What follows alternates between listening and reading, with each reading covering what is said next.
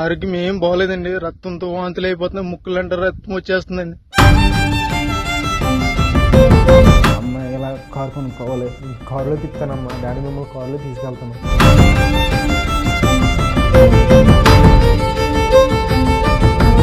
అలాగే లోకేష్ గారు మీకు నిన్న నిజంగా రుణపడి ఉంటాను సార్. లోకేష్ గారిని కలిసి ఒక్క ఛాన్స్ కలిగించింది సార్ నిజంగా.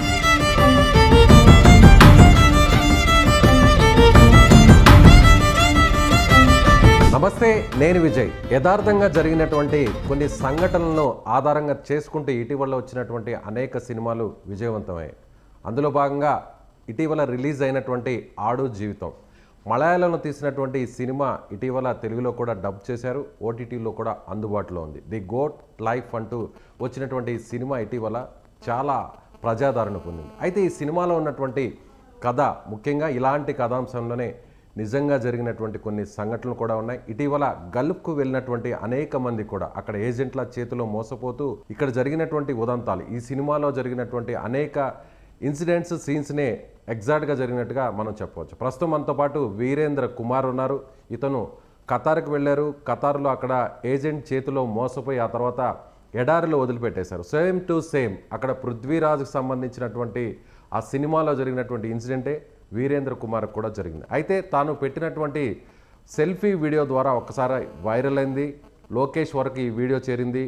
లోకేష్ ఇమీడియట్గా స్పందించి నేరుగా వీరేంద్ర కుమార్ను ఇండియాకి తీసుకొచ్చారు. ప్రస్తుతం వీరేంద్ర కుమార్ మనతో పాటు ఉన్నారు. అక్కడ ఉన్నటువంటి అనేక ఇబ్బందులు కూడా వీరేంద్ర కుమార్ సుమన్ టీవీ ద్వారా ప్రపంచానికి కూడా తెలియజేశారు.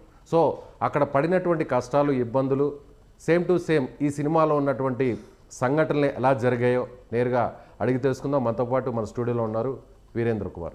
నమస్తే వీరేంద్ర కుమార్. నమస్తే సార్. సో మొత్తానికి ఇండియాకి సేఫ్గా వచ్చేసారా? ఎస్ సార్, సేఫ్ వచ్చాను. వస్తారా అనుకున్నారా మీరు? అసలు అనుకోలేదు సార్. నేను ఎప్పుడైతే వీడియో పోస్ట్ చేశానో సార్, మా ఫ్రెండ్స్కి పెట్టాను సార్. ఫస్ట్ ఆ వీడియో పెట్టిన తర్వాత వాడు ట్విట్టర్లో పోస్ట్ చేసిన తర్వాత నారా లోకేష్ గారు రియాక్ట్ అయిన తర్వాత అప్పుడు కొంచెం హోప్ అనేది కలిగింది సార్.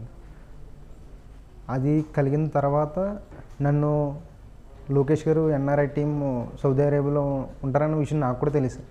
వాళ్ళే నా నెంబర్ వాళ్ళు తీసుకుని వాళ్ళు నాకు ప్రత్యేకంగా ఫోన్ చేశారు సార్.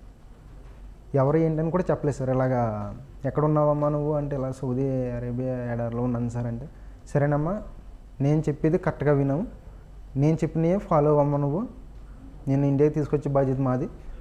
నారా లోకేష్ గారు చాలా స్ట్రిక్ట్ ఆదేశాలు ఇచ్చారు నీ గురించి, నేను ఎలాగైనా ఇండియా తీసుకొచ్చే బాధ్యత మాది అని చెప్పారు సార్. ఏం చెప్పారు వాళ్ళు ఇచ్చినటువంటి ఆదేశాలు ఏంటి? నారా లోకేష్ గారు చెప్పడం వాళ్ళకి ఏం చెప్పారంటే సార్, ఆ అబ్బాయి ఎలాగైనా ఇండియా రావాలి, ఎంత ఖర్చు అయినా పర్లేదు ఇండియా అయితే ఆ అబ్బాయి రావాలి అని చెప్పారండి సార్. వెంటనే వాళ్ళు నాకు ఫోన్ చేసి, అమ్మా నువ్వు ఇలా వీడియో పెట్టావు కదా, వైరల్ అయింది, నా పేరు రాధాకృష్ణ ఆయన పేరు. మీకు ఫోన్ చేసిన ఎన్ఆర్ఐ టీడీపీ లోకేష్కి సంబంధించిన ఎన్ఆర్ఐ టీమ్. ఓకే, రాధాకృష్ణ గారమ్మ నా పేరు, నీకు ఇంకా ఎవరైనా ఫోన్ చేస్తే నేను ప్రాసెస్ చేస్తానని చెప్పమ్మా, నీకు ఎవరైతే ఫోన్ చేశారో వాళ్ళు అని చెప్పారు సార్. సరే సార్ అని నేను వీడియో పెట్టిన వెంటనే నా ఫ్రెండ్ మళ్ళీ సుమన్ టీవీకి ఫార్వర్డ్ చేయడం, సుమన్ టీవీ కూడా నాకు చాలా హెల్ప్ చేశారు సార్.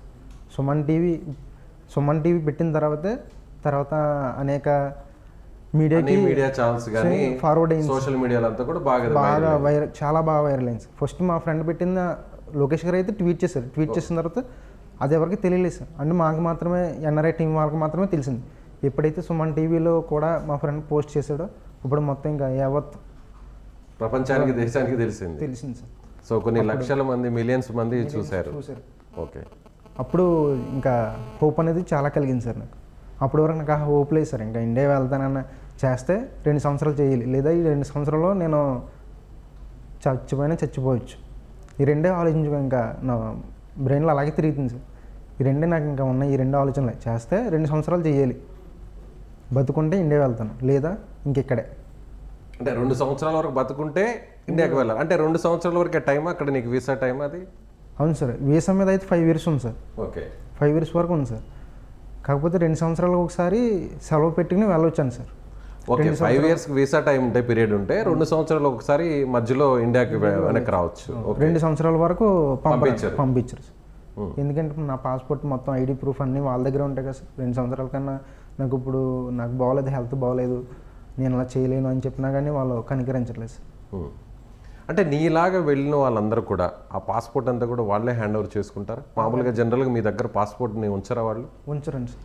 ఓకే. నేను ఫస్ట్ టైం వెళ్ళాను సార్. నాకు అక్కడ పద్ధతులు, పాస్పోర్ట్ తీసుకోవడం అంటే చెప్పారు సార్. నేను తెలుసుకున్నాను, కాకపోతే నాకు నేను అనుభవించలేదు కదా సార్. ఫస్ట్ టైం అనుభవించాను. నాకైతే వెళ్ళిన వెంటనే పాస్పోర్ట్ తీసుకున్నారు. ఐడి ఖత్తర్లో అక్కమ్మ చేశారు సార్. అక్కమ్మ కూడా నాకు కనీసం ఫోటో తీసుకోవడానికి కూడా ఇవ్వలేదు సార్. వాళ్ళు వెంటనే వాళ్ళే చేసి వాళ్ళ దగ్గర పెట్టేసుకున్నారు. అంటే వాళ్ళు నాకు ఇచ్చేస్తే వీడు ఎక్కడ పారిపోతాడన్న భయం ఉంది. సో ఆ అనుమానంతోనే వాళ్ళ దగ్గరే పాస్పోర్ట్స్ ఉంచుకుంటారు. అంటే నీకేం చెప్పారు అసలు, ఏం వర్క్ అని చెప్పారు నీకు అక్కడ? బట్ అక్కడ ఎలాంటి వర్క్ నీ చేత చేయించారు సార్? నాకైతే ఏజెంట్ అయితే సార్ ఇంట్లో వర్కే ఉంటుందమ్మా, ఇంట్లో మాత్రమే వర్క్ చేయాలి నువ్వు, ఇంట్లో పనే చేయాలి నువ్వు, ఇంట్లో నుంచి బయటికి వెళ్ళకూడదు, వెళ్ళనివ్వరు కూడా, ఇంట్లోనే ఉంటావు, నీకు అంతా బాగుంటుంది అక్కడ. నీకు ఫుడ్ వాళ్ళే ఇస్తారు. నువ్వు ఇంకా ఏజెంట్ ఏం చెప్పారంటే సార్, బట్టలు కూడా పట్టుకెళ్ళ అవసరం లేదు నువ్వు, జస్ట్ నువ్వు 2 జతలు పట్టుకెళ్తే చాలు, బట్టలు కూడా వాళ్ళే ఇస్తారు, నీకు ఫోన్ ఇస్తారు. ఓకే, ఫోను బట్టలు అన్నీ వాళ్ళే ఇస్తా అన్నారు. నువ్వు ఇంట్లో ఏ వర్క్ అన్నారు, ఎలాంటి వర్క్ చేయాలన్నారు? ఇంట్లో వర్క్ అంటే సార్ వాళ్ళకి వారంలో 2-3 సార్లు పార్టీస్ జరుగుతాయండి sir. Night time, day time parties అయితే జరుగుతాయండి సార్. ఆ పార్టీస్ జరుగుతున్నప్పుడు నువ్వు వాళ్ళకి సర్వ్ చేయవు, వాళ్ళకి ఏం కావాలంటే అది, వాళ్ళు ఫుడ్ తింటే వాళ్ళకి ఏ ఫుడ్ కావాలో అది నువ్వు తెచ్చి ఇవ్వాలి. ఏ డ్రింక్స్ తాగుతానంటే ఆ డ్రింక్స్ తెచ్చి ఇవ్వాలి. టీ తాగితే టీ ఇవ్వాలి. టీ గవ్వ అని అంటారు సార్, గవ్వ అని అది సర్వ్ చేయాలి. అవి మాత్రమే చెప్పారు సార్. కాకపోతే నన్ను అక్కడ తీసుకెళ్ళిన తర్వాత ఆ పని ఏం చెప్పలేదు సార్. తీసుకెళ్ళి సౌదీ అరేబియా ఎడారిలో ఒంట్ల దగ్గర పెట్టేశారు సార్. ఓకే. ఇంత టెక్నాలజీ అప్పట్లో లేదు, ఇంటర్నెట్ కావచ్చు, లేదంటే సోషల్ మీడియా కావచ్చు, ఇది లేదు. అక్కడ ఓన్లీ ఫోన్ సౌకర్యం మాత్రమే ఉండేది. అందువల్ల బయటపడలేనటువంటి పరిస్థితి. సో ఇప్పుడు టెక్నాలజీ వచ్చింది కాబట్టే మీలాంటి వాళ్ళు ఈ విధంగా మోసపోయినా కూడా బయటపడుతున్నారు అనుకోవచ్చా? ఎస్ సార్, టెక్నాలజీ నేను ఇంతలా బయటపడ్డాను అనేది సార్ టెక్నాలజీకే సార్. నేను ఇలా వీడియో పోస్ట్ చేయడం అంతా సోషల్ మీడియాలో పెట్టడం వల్ల టెక్నాలజీ. అప్పట్లో కనీసం ఫోన్ కూడా ఉండేది కాదు సార్. అందువల్ల ఆయన అంతలా ఇబ్బందులు పడ్డారు సార్. నాకు ఎంత అదృష్టం, నాకు టెక్నాలజీ దొరికింది, నా చేతిలో ఫోన్ అనే ఆయుధం ఉంది, నేను వీడియో తీసి పెట్టానంటే అది టెక్నాలజీ వల్లే సార్. మీరు ఒకవేళ ఎంత ప్రయత్నించినా, ఒకవేళ మీరు దాన్ని ప్రసారం చేసినా, ఒకవేళ దీన్ని మీరు సెల్ఫీ వీడియో తీసి పోస్ట్ చేసినా, మేము మీడియాలో టెలికాస్ట్ చేసినా కూడా ఎవరైతే రెస్పాండ్ అవ్వాలో వాళ్ళు అవ్వాలి. సో ఇక్కడ ఆ రెస్పాన్స్ అనేది వచ్చిందంటారా? వచ్చింది సార్, డెఫినెట్గా వచ్చింది సార్. ఓకే, ఎలా వచ్చిందంటారా చెప్పండి, ఏంటి? లోకేష్ గారు సార్ ఫస్ట్, లోకేష్ గారి తర్వాత Suman TV sir. Suman TV వెంటనే రియాక్ట్ అయ్యారు సార్, వెంటనే. ఓకే, సుమన్ టీవీ వెంటనే రియాక్ట్ అయ్యారు సార్. లోకేష్ గారు ట్వీట్ పెట్టిన మరుక్షణం సుమన్ టీవీ రియాక్ట్ అయ్యారు సార్. సుమన్ టీవీ రియాక్ట్ అయిన తర్వాత మిగతా ఛానల్స్ అని రియాక్ట్ అయినాయి సార్, నా గురించి ప్రచారం చేయడం ఇలా ఇరుక్కుపోయినని. లోకేష్ గారు ఇంత ఫాస్ట్గా కేవలం కొన్ని నిమిషాల్లోనే ఆయన రెస్పాండ్ అవ్వడం అనేది నిజంగా ఎవరు కూడా ఎక్స్పెక్ట్ చేయరు. ఒక్కసారి మీ ఫ్రెండ్స్ దాన్ని పోస్ట్ చేయడం, దాన్ని ట్యాగ్ చేస్తూ లోకేష్ గారు మీరేం భయపడొద్దు, వీరేంద్ర కుమార్ నేనున్నాను, మిమ్మల్ని సేఫ్గా ఇండియాకి తీసుకొస్తానంటూ కూడా ఆయన ట్వీట్ చేశారు. సో అప్పుడు ఒక నమ్మకం కలిగిందా? ఎస్ సార్, చాలా నమ్మకం కలిగింది సార్. అది కలిగిన తర్వాత నాకు దేవుడా చాలు, నేను ఇండియాకి వెళ్ళిపోవచ్చు, వెళ్ళే అవకాశాలు ఉన్నాయి, చాలా థ్యాంక్స్ దేవుడా అని నేను ప్రార్థించుకున్నాను సార్ దేవుడికి. ఓకే. తర్వాత నేను ఇండియా వచ్చిన తర్వాత కూడా మళ్ళీ లోకేష్ గారు ట్వీట్ చేశారు సార్, వీరేంద్ర నేను చెప్పినట్టుగా నేను ఇండియాకి తీసుకొచ్చాను, హ్యాపీ అయినా. నిజంగా లోకేష్ గారికి దండం సార్. నిజంగా నేను లైఫ్లో మర్చిపోలేను సార్ లోకేష్ గారు. నిజంగా మా ఫ్యామిలీ అంతా రుణపడి ఉంటాం సార్, మా ఫ్యామిలీ అంతా. ఈ రోజుల్లో, ఇప్పుడున్నటువంటి ఈ రోజుల్లో గవర్నమెంట్స్ ఇలాంటి ఇన్సిడెంట్స్ని చాలా లైట్ తీసుకుంటారు, పెద్దగా పట్టించుకోరు. కేవలం ఒక ట్వీట్ చేయడం వల్ల, ఒక వీడియో పోస్ట్ చేయడం వల్లే ప్రభుత్వమే కదిలింది, లోకేష్ గారి వల్ల ఇదంతా జరిగింది అని అనుకోవచ్చా?